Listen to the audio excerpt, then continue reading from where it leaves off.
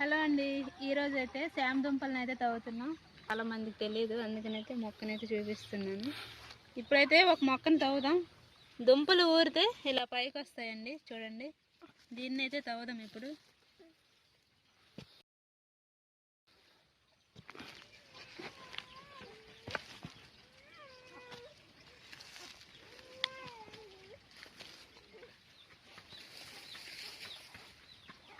చూడండి, ఒక్కొక్కటి అయితే కేజీ ఉంటుంది. ఈ దుంపలు కూడా మార్కెట్లో అమ్ముతుంటారు. ఇంకా ఇవైతే మా ఏజెన్సీ ప్రాంతాల్లో దొరుకుతాయి. కావాలనుకున్న వాళ్ళైతే కొనుక్కుంటారు. ఎక్కువగా మా గిరిజన ప్రాంతాల్లో అయితే ఇవే వేస్తారు.